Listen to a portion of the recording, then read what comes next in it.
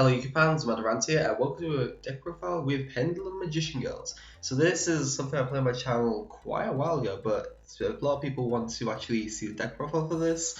I did like it, but it was a bit slow because Magician Girls aren't very competitive. So I increased the competitivity by using Magic Spectre Unicorn Kirin and even the Silent Magician herself. And it worked well, but most of the Magician Girls aren't very good. Coco Magician Girl is the best one. It gives you the draw power. Then Apple Magician Girl can recruit your losses and can summon out your magicians from your hand that are level 5 or lower, which originally had Acrobat Magician before that, but it didn't hurt to take it out for Silent Magician, to be fair. And then there's Bear Magician Girl, which is basically like Maiden with the eyes of blue, so she's also very nice. But Lemon Magician Girl is crap, and Damn Magician Girl has no place in this deck. And Key Magician Girl only works in Pure. In any other variant, it doesn't really work, mainly because it's level 5. So yeah, without further ado, let's go into the deck profile. So we have the Magician Engine first, Dragon Pit. That's the quite standard scale 8 for this deck. Then we've got Oak Dragon to recruit losses and standard scale 2. Then we've got Noble Dragon to access Ignis to Prominence, Black Rose Moonlight Dragon, and Odd Eyes Meteor Burst Dragon, as that is a good way of using it and without using Luster Pendulum, because you can do Luster Pendulum in this, it just wouldn't gain any plus whatsoever. Although I could technically, well, actually I can't. I was going to say I could use Metaphys Horus, but I remember this is only for Dragontize as well, so yeah, restrictions are a bit annoying on her. And then we have Wisdom Eye to basically be any scale.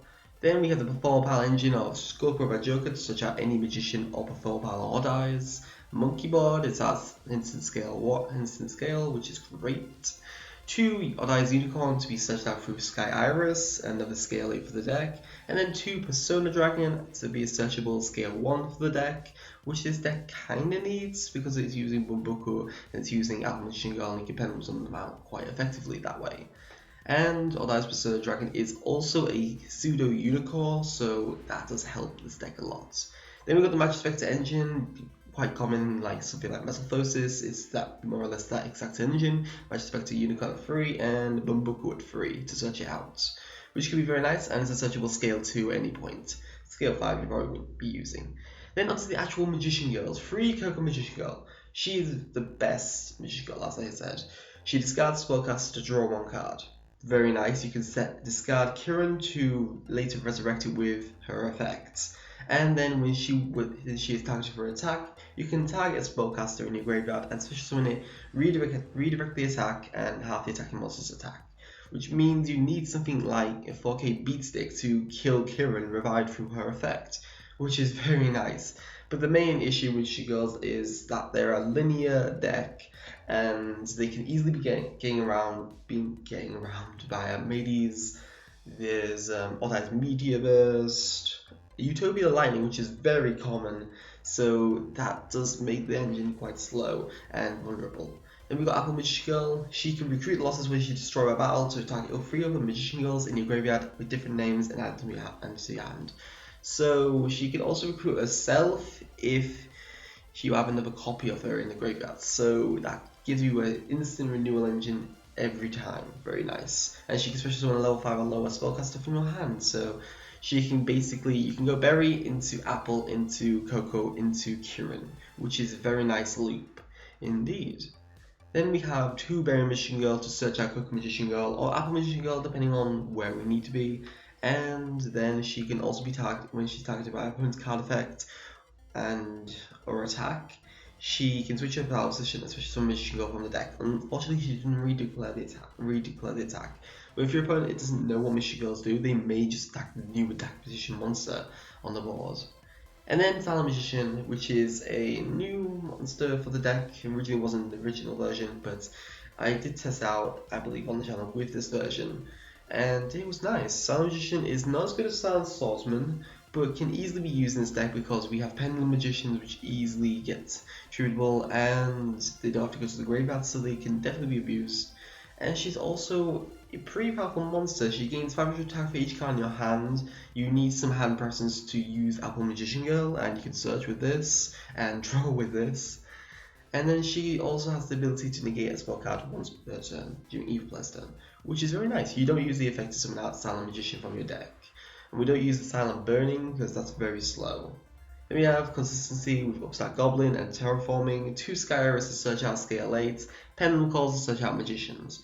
Very standard Magician decks. And then we just got the basic back row of Strikes, Solemn Scalding, and a Warning. I chose Solemn Scalding because we don't have much back row, and this can be very nice. This deck will probably lose to something like Anti-Spell Fragrance, but it is a fun deck.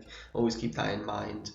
There is an out to it though, in the form of Coco Magician Girl. She can revive Kieran, and then Kieran can bounce back something and give you enough time to set up like 2 Bumbuckles to go into a Breaksword, which is very nice indeed. Onto the extra deck, we have Breaksword, which is very nice. You can also run a Speedroid engine with this to give yourself access to the Breaksword more easily to out Anti-Spell Fragrance, but you have to take out something like Silent Magicians, which are now anti-CG.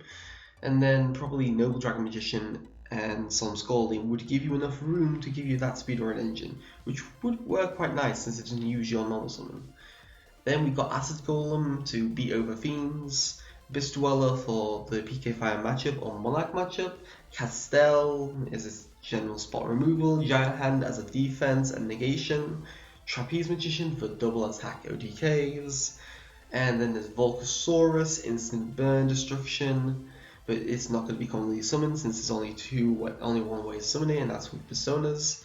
Naruto, when you've got dead Oath Dragons on the board, you can overlay them for Naruto and start negating spells and traps one per turn.